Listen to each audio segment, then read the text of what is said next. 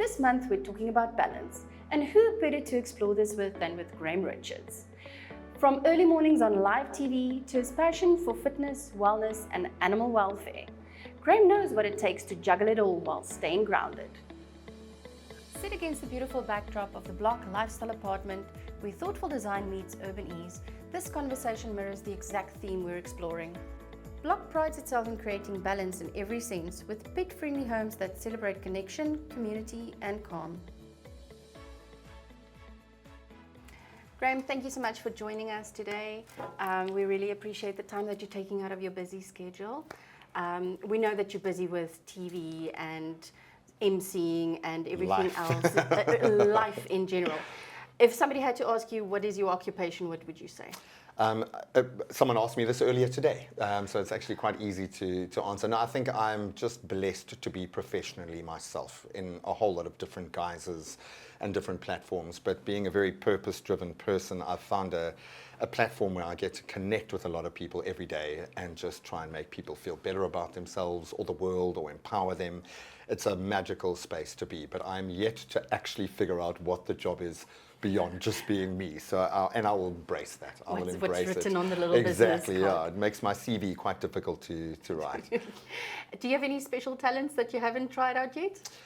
Well, luckily, having grown up, literally, my mates call me like a former child star because I've literally grown up on TV and you're always doing something.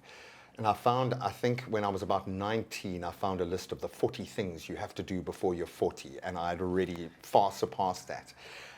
So I've learned you can do anything. You literally can do anything. You just need a couple of hours to learn. But I think for me, it's having the open-mindedness to have your paradigm, the way that you think, shifted, and that's been the real eye-opener for me. And if I approach whatever we're doing, whatever shoot it is, wherever I am with that kind of mentality, then amazing things happen, and I get to wake up to that every day, which is And just do you have awesome. any goals going towards that you are working towards at the moment that you would like to try out? Any New Year's resolutions possibly? Yeah, I mean, I've been on a crazy, so like for all of us, COVID was a weird rebirth for me. I went through some really hectic health challenges over that time as my daughter was born, as the world kind of changed all around us. And I've always been purpose-driven building up to that point and done a lot in early childhood development, trying to feed as many kids as possible, just connecting the dots. I interview a CEO, I know an NGO that could help them out, and I just connect those dots. So the purpose has always been there, but I found post-COVID, I've been able to work with organizations in a far more powerful way because it feels like we all are purpose-driven now, or at least all of us are searching for a purpose, for something more to pour our energy and hopefully our money into. And I think, and I'll say that again, please, everyone needs the money. But I've been very lucky to form a partnership with one organization, Four Paws in particular, which, and albeit they've traumatized me with the documentaries I've had to watch to become fully educated in what's happening, in particular in the big cat space with lions within South Africa, but just in general, how all the dots are connected under the notion of one welfare. That if our wild spaces aren't all right, people aren't all right. If our domestic animals aren't all right, the people aren't all right. If our farming practices aren't right, the people aren't okay. And we keep talking about sustainability like it's the goal. I'm like, can we start talking about thriving now? Like staying alive has been the South African superpower because most South Africans have been able to sustain without any money or support. But now let's do more. So I think my goal is to help as many organizations like Four Paws, those purpose-driven organizations that have a trust-based relationship with people that can affect change here in South Africa, to give them as much as I can, to help potentialize them as much as I can. So yeah, it's going to be a very purpose-driven, I think, next season of my life. Yeah. So you just mentioned your kids. Obviously, life has changed for you Sure. in the last few years, and your kids play a big role in your life right now. Being a well-known figure, does that affect your family life at all, or is it pretty easy to juggle? It's a very good question. It might feel like an overly simplistic question, but it's something that we all have to kind of, at some point, you've got to draw a line. And it's all fun and games when someone recognizes me and wants to take a photo, and then your child's in the space, and you're like, okay, this is a bit weird, but they go to school here, close to where I broadcast from. People can make connections between Facebook and location and. So the safety element is terrifying for me. And that line has been crossed a few times. So I am very guarded, and I tend to take that line. I think you can hear one of my little puppies whining in the background just to show their emotional support. But I've got to be super careful about what I allow out there and what I don't. And even on Shame, and we're like all family on the show, on Expresso, the show that I work on. It's such a dressed down, personal, authentic space where I'm connecting with people in their personal space, in their lounge. But you forget that it's 750,000 to 1 million people every day. And that's, my kids didn't sign up for that. No. My wife didn't sign up for that. My mom didn't sign up for that. And she keeps getting recognized as, I think people think she's a famous actress from Seven Alarm, yeah. But it can be quite challenging for me. So I've become quite guarded. And I think people might take that in the wrong way, certainly in the social media space, because I don't share a lot. Yeah. People are like, oh, we come and put it on there, put it on. I'm like, no, but when someone can rock up at my son's school based on the information that they've got, can't happen. So yeah, it's an interesting line to walk. Little dynamic. Yeah, I think a lot of parents are taking that stance exactly for security and for privacy. Technology changes a lot about the way we handle things. What's the most surprising thing about parenthood for you?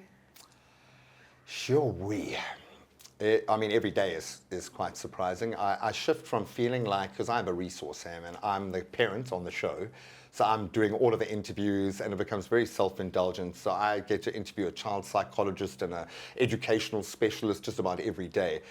And I either feel like I am the best parent on the planet, or I'm an absolute failure. And I think that's the passport you get when you become a parent, you know?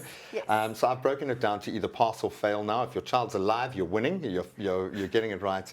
Everything else is off the cards. Now, it's, for me, I think I discovered the best parts of myself through parenting in a way that I just couldn't without having them there to drive me, or to maybe put that line in the sand of what I'm willing to accept or not. So I've learned more about myself as a parent than I've learned about my kids. Every day you get introduced to a new person in terms of how they, and heartbreakingly you say goodbye to the baby that they were the day before, but there is something magical about that journey. But to be quite honest, parenting has had very little to do with my kids, and almost 99.9% to do with me and understanding myself and getting the beast under control and all of those things about myself that I've struggled with. So it's been a beautiful journey of self-discovery, a gift. They say that when a child is born, the parents are born again. Oh, completely. Well. So it's you're not and the after. Same person. Absolutely. I'll give you a high five for that, because it's absolutely true. You're very outspoken about mental wellness as well. Do you feel like your position, the job that you have, the things that you have to go through day to day, do you feel like that supports your mental health more? It's destroyed me. It has destroyed me. But it's also given me a singular path in life. I'm well aware now. I mean, I've done probably about 50,000 interviews.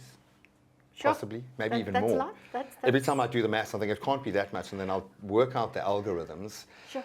And for well over almost 20 years, I've been interviewing 20 people a day. It's just crazy, and it's amazing people. But it's generally people who have been through trauma to discover purpose. And that used to be the algorithm on TV. You were sitting next to me because you've written a book, because you survived, because you stood up again, because of some terrible thing. And all I've got, I might not have the intellectual might or the physical might, or all of the financial might to meet my guests' level, but the level of empathy that I've developed is off the charts. And that's our job, is to be a mirror for a brand, a spotlight for a person going through their most amazing moment or their darkest moment. Now, to give you an example, when I was at my weakest moment, I think mentally, and I'd completely broken. I'd been separated from my family for about 4 months. I was having to go for COVID tests every day, move a plane ticket out, and then go to the visa office to see if they were releasing visas every day. After 10 days, I was broken, and this kept on going for about 4 months. I looked very different to how I look now. My body was broken from the operation and a lack of rehab for about 7 months after quite hectic spinal surgery. So it was just a crazy place to be in. And at my breaking point, And I can remember that in that same show, listening to an amazing artist sing a rendition of The River that Jody Mitchell, which is sad enough as it is. And I just turned, I was bawling my eyes out. And I mean, I'm literally in between being on live TV, having an absolute mental breakdown in the middle of the studio. And I turned around and my whole crew, everyone in the studio was standing right behind me, and we just all embraced each other. That's special. The next person I interviewed was a man who had lost his wife, his father, and his mother to COVID on 3 consecutive days at 3 different hospitals. And he hadn't had a chance to see any of them. That's heartbreaking. And in that moment, I was like, I'm okay with everything that I've lost over this. If me going through that meant that someone else's mother, father, wife was able to be alive. My mother was alive. She carried every comorbidity. She was the reason we went into lockdown. Sure. She was alive because someone else was willing to take that kind of knock. So the job gives you that. As much as I am spent, I am a cry risk at any moment. If one of you look at me slightly funny, I can see you starting to get a little bit emotional. I'll bawl my eyes out. But that's the human currency at the moment. And I love the fact that we're all embracing that, and we're all leaning into mental health and being deeply emotionally connected, and maybe that'll save us. Yeah, I think actually, that's like my one big downfall as well. Since having a child, it's completely created this emotional mess. Nobody can tear up. I'll be crying with you guys. It's like we're done. It happened with my son changing a nappy. That's when the parenting tears started. Exactly, I know. Or maybe this eye was like just purely out of reflex, and this eye, but I felt so privileged to be changing my own child's nappy. You know? I think after that, my wife was like, "I'm going to express so you can do bottles as well, or something else." But no, I get you. No, but I feel like it's such an important topic, especially for men, to talk about mental health and wellness, and also to carry the message across that it is okay, and you need to talk about this. What do you think would be one of the most encouraging things you can teach your children about? Well, this issue is all about balance, and I feel like mental wellness also carries a big part about balance. For sure. So what do you think would be one of the most important tools that you can teach your children?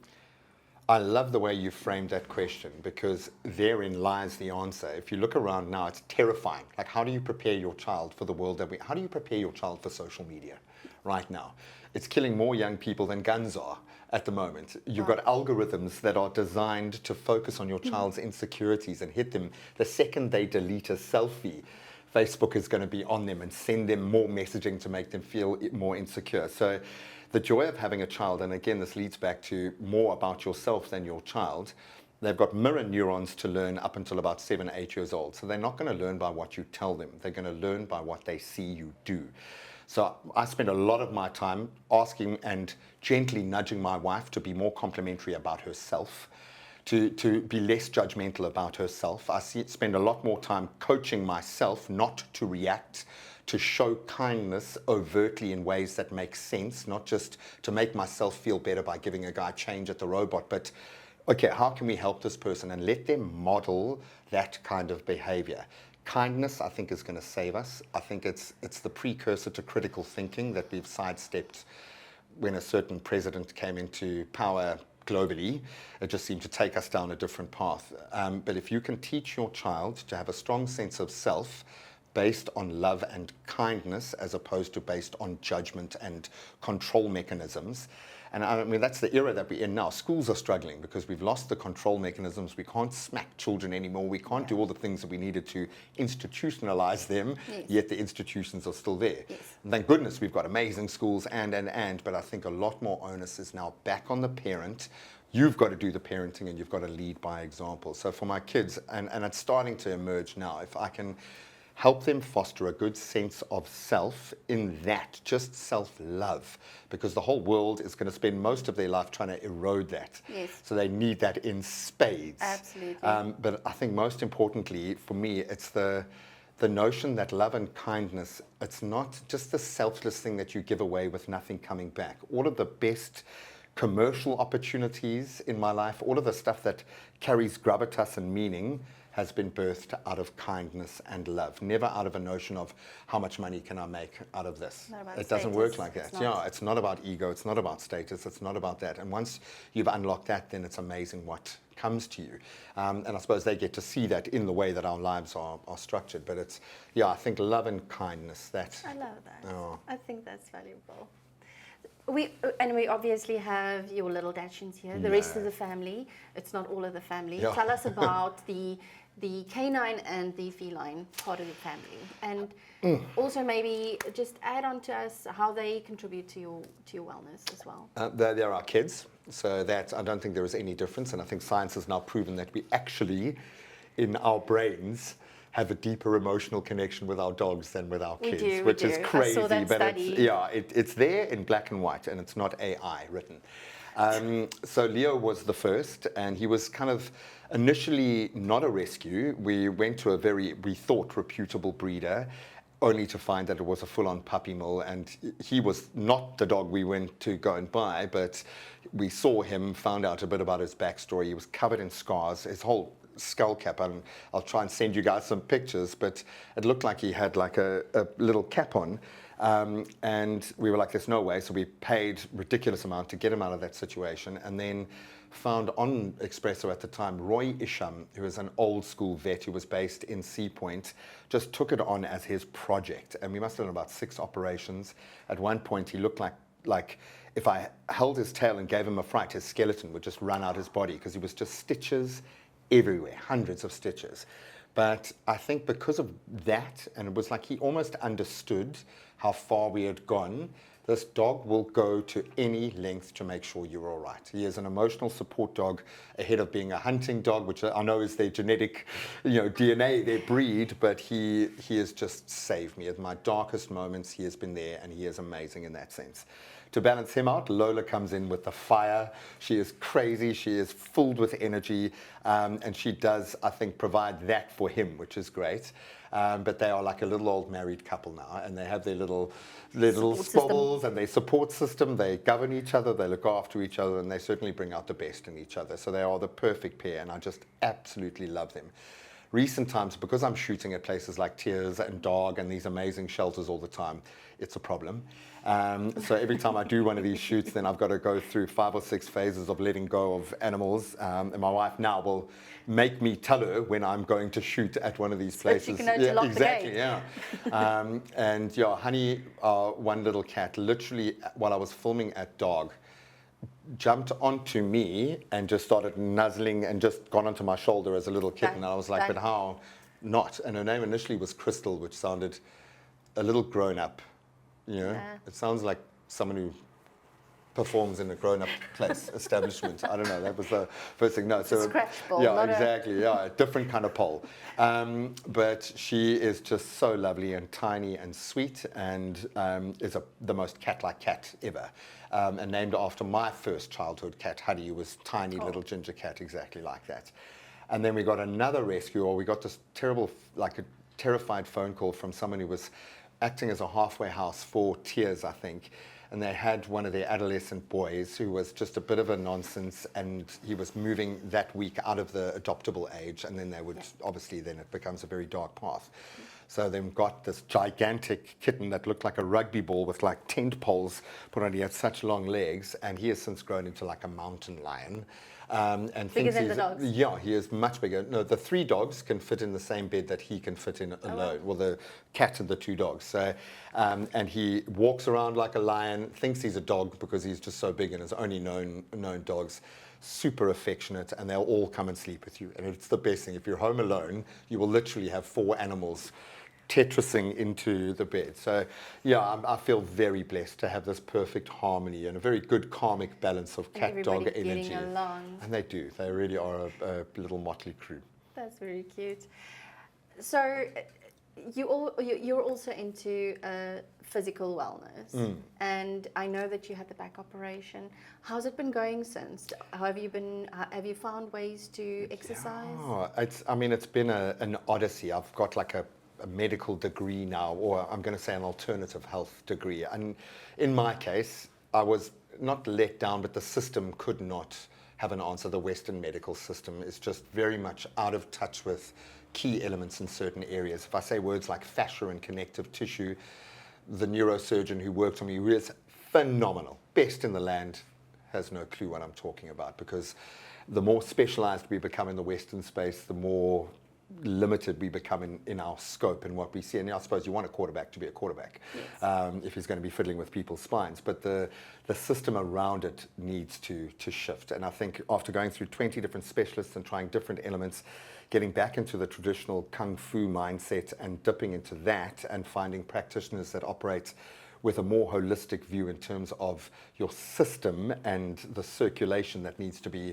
and every part of that, that was a massive kind of shift for me. So I have since, as much as I'm still in a lot of pain, I can eat level 7 pain for breakfast now in a way that level 3 would prevent me from getting up when I first started. So I often wonder if I had known what I know now, if I even would have needed or would have gone for the operation that seemed like I had to have at the time.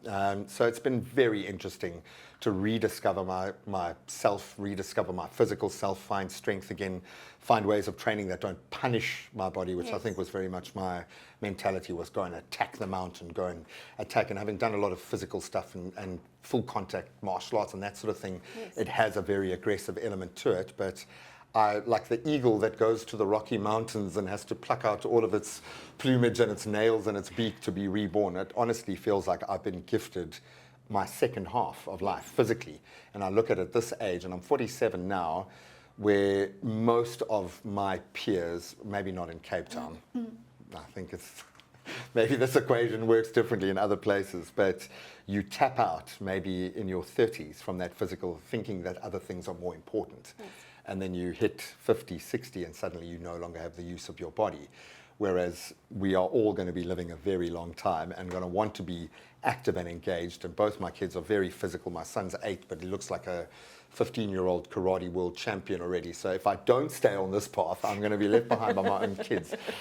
So it's been a rebirth, but I found a very happy medium where I am now. Okay. I think it's also having that base level fitness and strength training and everything that sets you up for a better recovery when you go through an operation. I know you had a really tough time with rehab, though. Well, they just couldn't do it. Yeah. And that was the issue. I mean, there was no such thing as a Zoom call initially in that phase. We, yes, just weren't doing it. But the funny thing is, and you've hit the nail on the head, because as much as I could point a finger at so many different people or parts of the process, the reason why I was hit as hard as I was in the worst shape of my life when it happened. When it happened. And that's as simple as that. If I'd been stronger, if I'd been fitter, it would have been a completely... So if you're approaching your 40s, now is when you start. Please. When you're approaching your 20s. Exactly. No, like, don't lose it, because it's so easy when you're young. And that's the... No, it's true. It really is. So, but that's absolutely true. It really is. I'm sure Lola and Leo enjoy the walks that they're getting that they wouldn't have gotten previously, exactly, though. Well, and they needed chunky pants. It's the problem with Leo being more of like the, I suppose, pork banger than a Vienna when it comes to the sausages. He fills out pretty quickly, but you can see the difference in his quality of life. Ground clearance. Yeah, exactly, the ground clearance. But what I do like about him out on the walks, where Lola is like a little 1-5 scrambler that can literally climb trees, and I often have to go and fetch her out of trees that she can't climb down, Leo's got one gear. And it's the same. It doesn't matter if you're on an uphill, a downhill, he'll get there. Just don't expect him to break the pace, but he'll be there. There's a little happy Leo trot, very sweet. Trot. So we spoke earlier about Four Paws and your collaborations with them and your involvement in animal welfare, and this is a very big topic, I know, massive, for you. Yeah. And tell us about Four Paws and the organizations that you support. So I've been so fortunate, being purpose-driven and always wanting to find ways of tapping into that. I'm in a workspace where I'm constantly helping NGOs achieve what they want, often on the back of a sponsored message. So I've got to walk the commercial line and understand what informs that, but also never lose touch with that authentic kind of connection to the market. Otherwise, these things wouldn't land. So what it's done is given me this amazing little black book of contacts. I think I probably have the most amazing network through that journey, I've realized... Somebody needs to steal your phone. Yeah, not again. No, it's literally a little black book. I'm that old. When I said I'm 47, I meant it. It's like a little black book.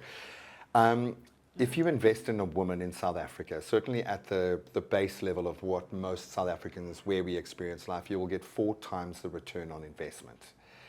And this is financially, whether if you're looking at it just purely from that perspective. So now I've got this amazing, very often female-led network around me that is just wanting to be purpose-driven. And that almost manifested and came to bear with one particular person, Fiona Miles from Four Paws, South Africa, where I started to interview people attached to the big cat story in South Africa as it was emerging in small little success stories here and there, but didn't have the full scope of the role that South Africa is playing in the meat trade of lions in Southeast Asia.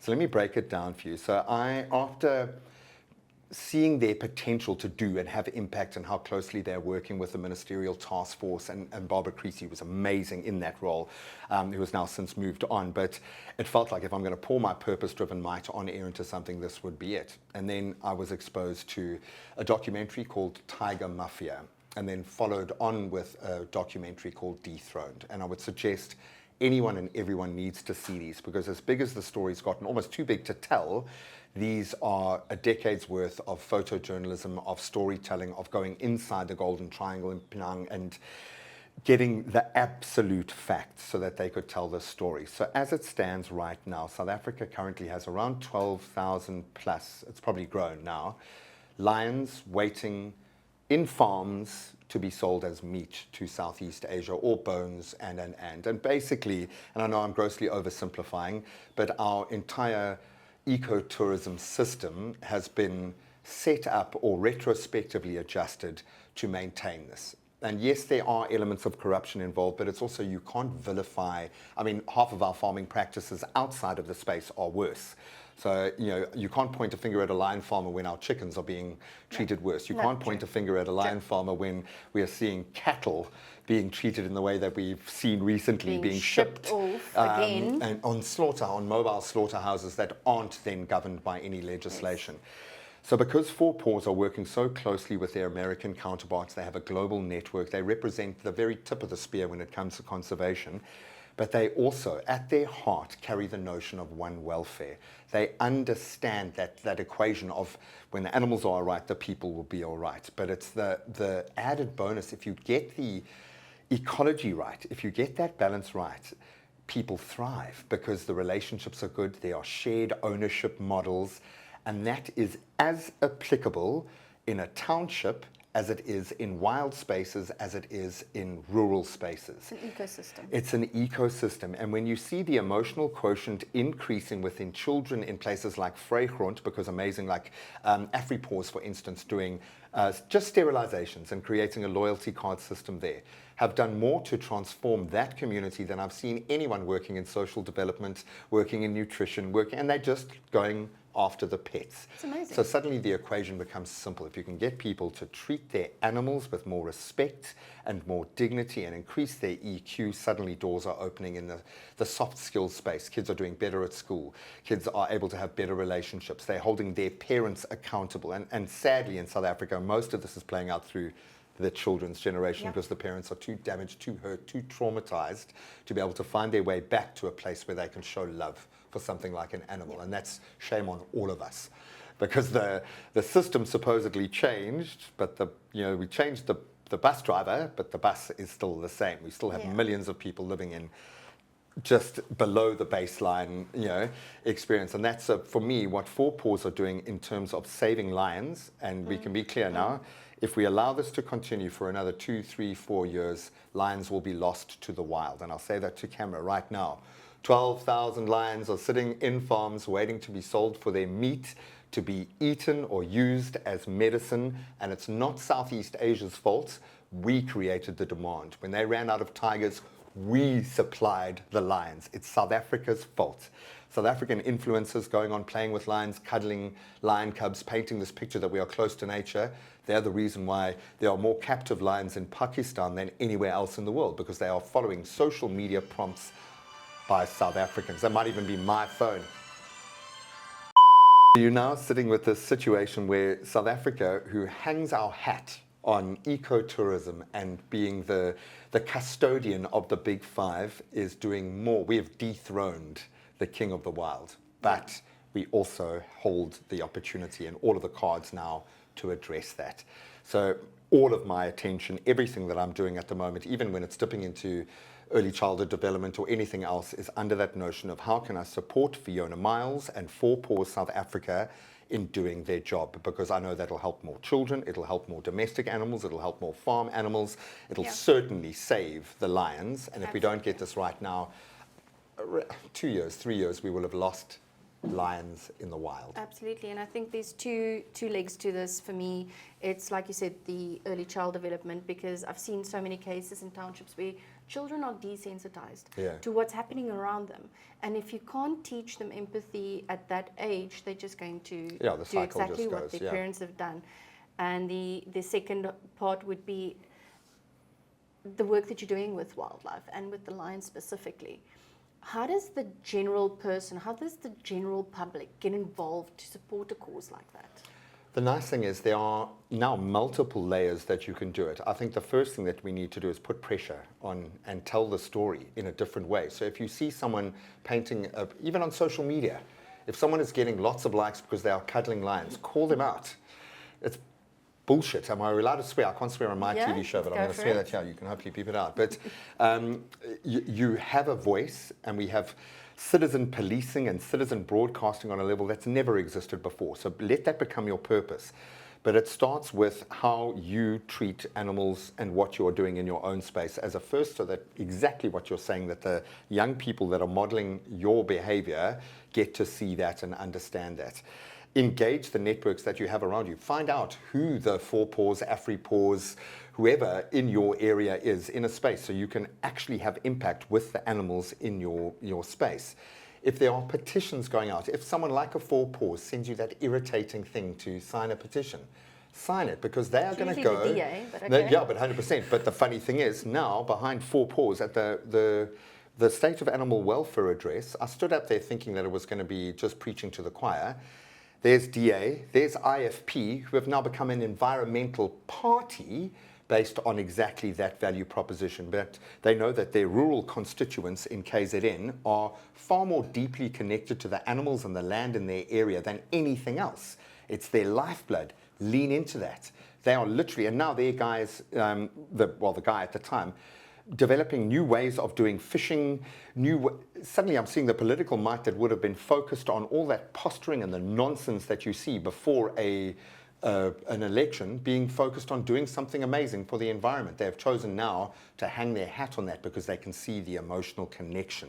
So do you feel there's progress in that space? Oh, very much so. Very, very much so. But it's also set against such definitive lines in the sand now that if we don't get it right, we'll lose rhino. If we don't get it right, we'll lose lions. Like a little bit too late now, but let's try and do what we can. But things move so fast now that you can do it, but it needs pressure on the bigger scale. So if you're in news, tell that story. Look for that story. Go one layer deeper. Don't just tell the sensationalized part of the story, but why is it an issue to be petting lions? Tell that story. Why has it taken these incredibly brave souls spending a decade of their life going undercover to tell the biggest story in South Africa at the moment? And how can it not be, if the lion is about to be wiped off the face of the earth because of South Africa, how is that not like one of the biggest stories in the world? Yeah. Surely it should be, certainly for South Africans. Definitely. But then I'll meet a young man who grew up on less than a kilometer from Pilanesberg, where we've got the Big Five represented, and saw his first Big Five at age 21. Now he has shared ownership in a lodge and best game drive tour guide I've ever had in my life. Taught himself to speak English through this process so he could host international visitors. Best gaming experience I've ever had from a kid who was only introduced to the Big Five at age 21, 3 or 4 years before that. You have those kinds of responsibilities. Take your children to wild spaces. Don't support ecotourism that allows an engagement with a wild animal. That's not a wild animal. And you are purely allowing them the space to operate within the legislation that then allows them to sell those lions once they are dead for their parts. That's it. And it might sound like I'm grossly oversimplifying here. That is the equation. So for those people who aren't watching this, there's a big... We talk a lot about not going to pet lions, and I think there's a lot of miseducation about that. Do you maybe just want to highlight the reasoning behind you saying this? So as it stands at the moment, I know legislation is changing a lot, but in order for you to be able to, and it's a very wide open, and I don't want to vilify everybody in the process, but if you have an ecotourism site that allows for an engagement, that now dresses it up as a conservation site or effort, and that's somewhere along the line got okayed that you being able to get close to a wild animal is conservation effort. But the legislation behind that then opens up, and it's in some cases you can die of, if the lion dies of natural causes, but you can prove that it has lived stress-free life, which I don't know how you are able to do that, but basically if it's come from a lion reserve, then that's a stress-free life, surely. No. But we are letting them continue as if it's a stress-free life. And the problem is, when you and I understand the severity of it, we generally take a step back because we can't play in that space. I'm not a special forces police officer who has ties to Interpol, so what can you do about it? Not yet, or do I? But the bottom line is, generally what will be allowed is, if it's an ecotourism site, it will allow breeding cycles to happen at a rate that shouldn't happen. So you've got female lions 3 times faster in their breeding cycle, doing it 3 or 4 years, and then being allowed to starve to death so that you can sell their meat. And that's often, and it's not everyone doing that. The flip side is it's canned lion hunting.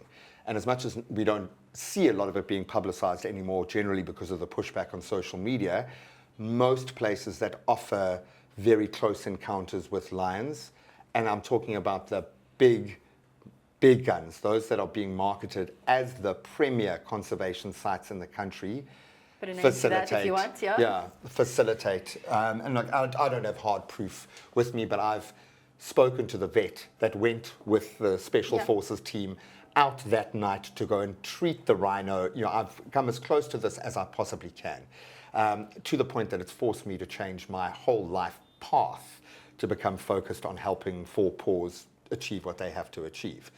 Everything else kind of falls in behind that, which is crazy.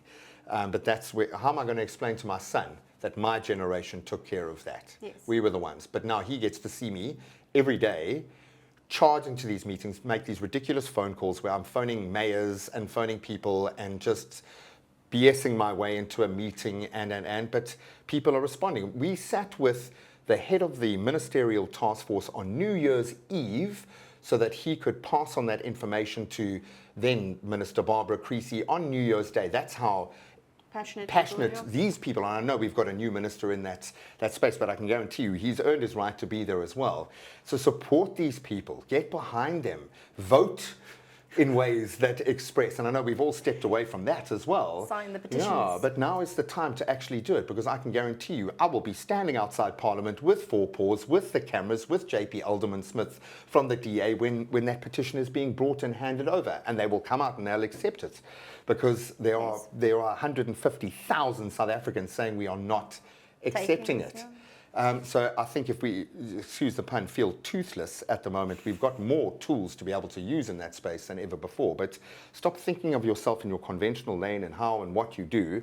Do it. Just put pressure. Go and scream it. Start a vlog. Do a podcast. Whatever. But people need to talk about it. And I think that's the biggest issue, is no one even knows what's going on. Starting the conversation. Completely. Yeah, it's a heavy conversation though. I know, man. Well, how do we go from warm and fuzzy talking about gorgeous little dachshunds to, look, my dachshund kind of sees himself on the same level as a lion. So yeah, exactly. Hence the name Leo.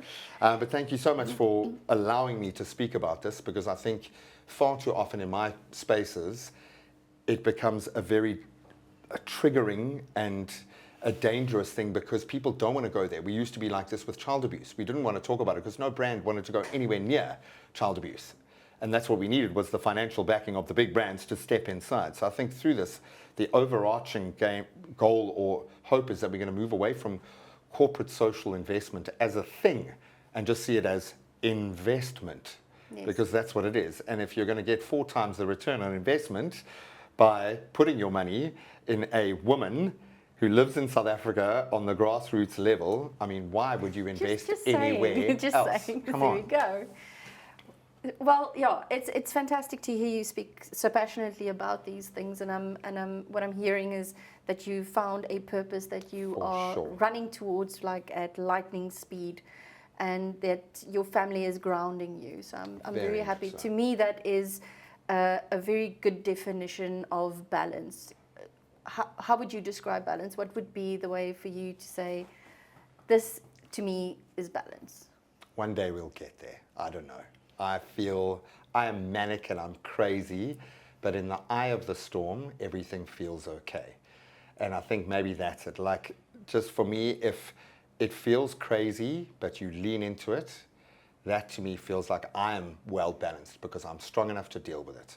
I'll take the knocks, I'll take it on the chin, whatever you want to give it me, but I am pushing back with as much passion. I don't think I'll ever be a person sitting on a mountaintop meditating, finding Zen calm within myself. I can only find that when the matrix and the people and the animals and the things around me are okay. That's my purpose. That's your balance. And I get to find my own internal balance for one maybe millisecond every year. No, I think for me, I'm driven by the imbalances of the world, and maybe that's where I'm supposed to be right now. Fantastic. Graeme, thank you so much for joining us. Thank you for you. taking the time out of your day. Everybody for watching, thank you so much from your side. We'll see you next time.